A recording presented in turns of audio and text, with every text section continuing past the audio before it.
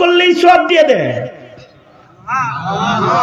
কেবল নিয়ত করছেন যদি 40 বছর হায়াত পাই এক ওয়াক্ত নামাজ আর কাজা করুন না। যদি কেউ এই নিয়ত এখন করেন, আপনি যদি কালকেও মরেন 40 বছরের সওয়াব পাইছেন। আর যদি 40 বছর হায়াত পায়া যান তাইলে 10 গুণ সওয়াব পাইবেন। মানে 40 10 কত হয়? হ্যাঁ, 400 বছর। মানে মোটামুটি 10 গুণ সওয়াব কমপক্ষে আল্লাহ তাআলা দান করবেন। আর ইখলাস যদি ভালো হয় তাহলে আরো বেশি বাড়ায়া দিবেন।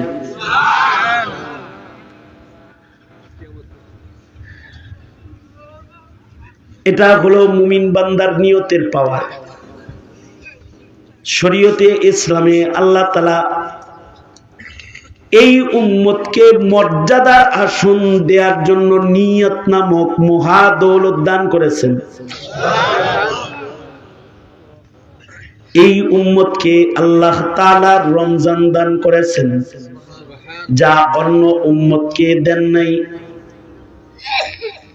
নফলে ফরজে 70 গুণ। এক রাত খায়রুম মিন আলফি শাহর। কেউ পায় নাই, কেউ পায় নাই। এই উম্মতকে আল্লাহ তাআলা ইবাদত সহজ করেছেন। গোটা জমিনকে আল্লাহ তাআলা উম্মতের জন্য মসজিদ বানাইছেন।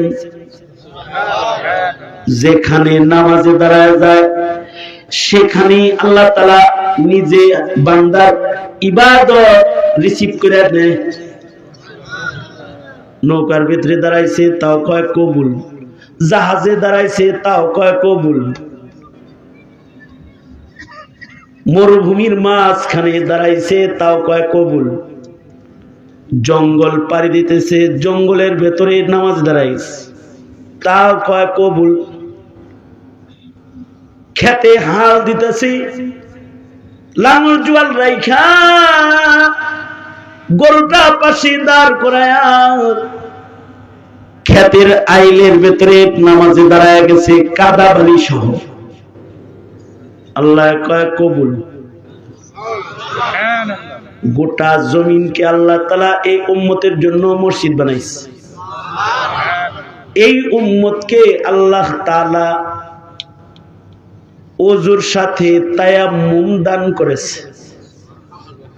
পৃথিবীর কোন উম্মতরে তায়াম্মুম দেয় নাই, সবাইরে দিছে ওযু আর আমাগরে দিছে তায়াম্মুম। শীতের দিন অ্যাজমার রোগী, ঠান্ডার রোগী ঠান্ডা পানি দিয়া ওযু করতে তার কষ্ট, গরম পানি করার কোনো সিস্টেম তার নাই, অনেক রাত খেদমতের কেউ তার নাই।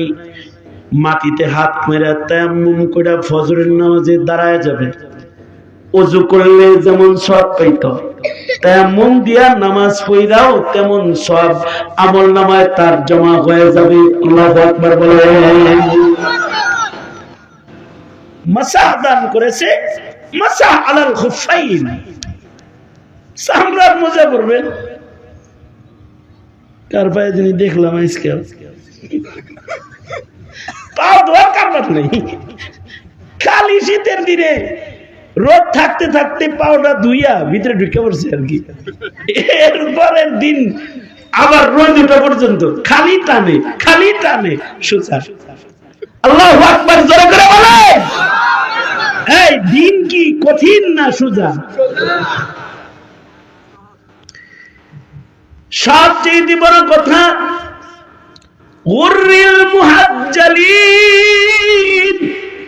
আল্লাহ তাআলা এই উম্মতকে হাসরের ময়দানে অঙ্গের চমক দিয়া দাঁড় করাবে। মনে করেন ওযু করত, নামাজ পড়ত, ওযুর অঙ্গ ধুইত, এগুলো চমকাবে, হাসরে চমকাবে। এটা কোন নবীর উম্মতের নাই। সুবহানাল্লাহ। আস্তে করে বলেন, আরেকটু আস্তে করে বলেন। আপনারা দেখি উল্টা গ্রুপ অফ ইন্ডাস্ট্রিজ লিমিটেড। আস্তে করতে কইতে গেলে জোরে কন, জোরে কইতে গেলে আস্তে কন। জোরে করে বলেন সুবহানাল্লাহ। তাহলে ওযু ছাড়া দরকার না করা দরকার? কম করা দরকার না বেশি করা দরকার? খালি ওযু করবেন না করবেন না? যে ওযু করে সে নামাজ পড়ে, যে নামাজ পড়ে সে ওযু করে। তার মানে হলো যে 5 বেলা নামাজ পড়ে তার ওযু বেশি, তার চমক বেশি। যে মাঝে মাঝে নামাজ পড়ে তার ওযু কম, তার চমক কম। জিরো বাল্ব আর কি, জিরো ওই যে পাকের গলে যেটা বাথরুমে যেটা জ্বালায়, যেটা জ্বালায় ঘুমায় আর কি, কি লাইট? Dim light. আর কিছু আছে মাঝে মাঝে জ্বলে, শুধু শুক্রবারে ওযু করে। আর কিছু আছে ঈদের নামাজ পড়ে, এরা ঈদ শুনে শুধু ঈদের দিন। আর কিছু আছে ঈদের নামাজও পড়ে না। আর কিছু আছে ওযু করার শীতে জানাজার নামাজ পড়ে না। আমি পাইছি রোজটা। আমি ওসিয়তের জানাজা পড়ানোর জন্য গেছি ময়মনসিংহ। আমারে ওয়াদা করাইছে, হুজুর আমি মরে গেলে আপনি জানাজা পড়াইবেন। ঠিক আছে। তা আমি জানাজা পড়ার জন্য গেছি ময়মনসিংহ। হায় হায়, জানাজা পড়াইতেছি, একজন চেয়ারে বসে রয়েছে। আমি ভাবলাম যে মাইয়েতের লগে কাফেরের লগেও খাতির আছে। মুসলমান তো আইছে আইছে, হিন্দুরাও চলে আইছে। বয়ে রয়েছে, রাত নামাজ পড়ে না, জানাজা পড়ে না। নামাজ শেষ করে কাছে গেলাম, একটু ধন্যবাদ দিয়ে আসি। কাছে যা জিগাইলাম সাহস করে, নাম কি? নাম বললো মোহাম্মদ দিয়া। বুঝলাম কিরে মুসলমান দেখি। আমি জিগাইলাম ভাই নামের শুরুতে মোহাম্মদ, তার মানে আপনি মুসলিম, জানাজাটা গেল করলেন না যে? এই কথা বলতে পারি তেলে বাগুনে জ্বলে উঠছে। আমারে কয়, এই আপনারা মোল্লারা খালি পেঁচ লাগান, আপনারা পেঁচ লাগান। কি পেঁচ লাগাইছি?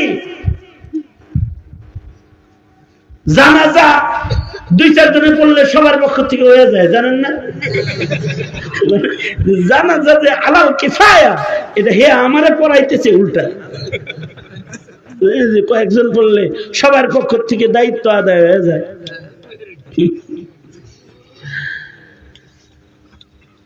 তা আমি বললাম, জনাব জানাজা আলাল কিফায়া এটা আমি জানি, এটা মুসলিমের গুরুত্বপূর্ণ হক। মুসলমানের জন্য জানাজার মাধ্যমে দোয়া করে বিদায় দেয়। তাই দোয়া তো করছি, আপনারা দাঁড়ায় করছেন, আমি চেয়ারে বসে বসে করছি। আমি বললাম দেখেন, এত উত্তর দিয়েন না। আমার প্রশ্ন হলো, আপনি একটা মুসলিম হিসাবে আপনার নাকের ডগা দিয়া এত বড় একটা নেকির পুতলা চলে গেল, আপনি এটার দিকে তাকাইলেন।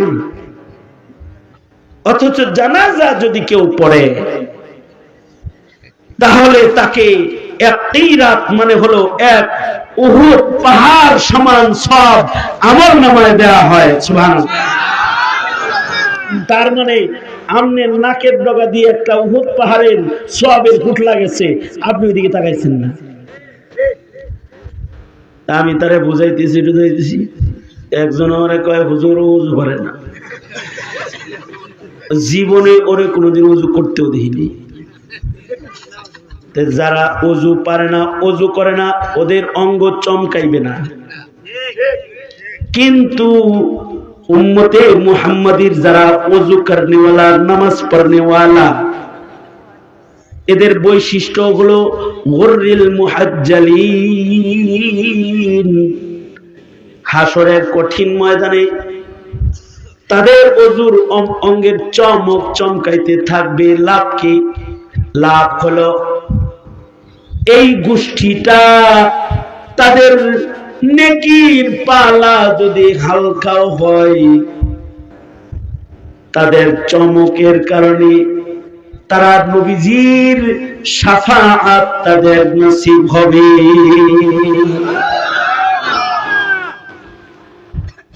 হযরত আয়েশা সিদ্দিকা জিজ্ঞাসা করেছিলেন আল্লাহর নবীকে, আল্লাহর নবী, এই লক্ষাধিক নবীর উম্মতের ভেতরে আপনি আপনার উম্মত বের করবেন কেমনি?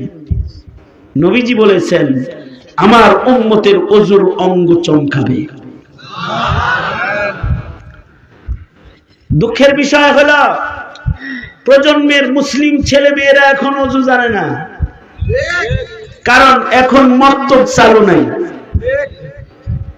কেজি, নার্সারি, পেলে এগুলো আইসা সকালবেলার সবাহি মক্তব গুলো বন্ধ হয়ে গেছে, যে কারণে মুসলিম সন্তানরা ওযু, গোসল, ন্যূনতম ধর্মীয় জ্ঞান থেকে এখন তারা বঞ্চিত। ঠিক কিনা জোরে বলেন? এটার অভাব পূরণ করা দরকার। যারা পিতারা মায়েরা কথা শুনছেন, আপনি ঘরোয়া ভাবে কিছু বিষয়ের শিক্ষক হয়ে যান। এটা যদি আপনি না হন, তাহলে এক সময় আপনার সন্তানটা এমএ পাস করবে কিন্তু ওযু করা জানবে না। বহু এমএ পাশের ওযু হয় না।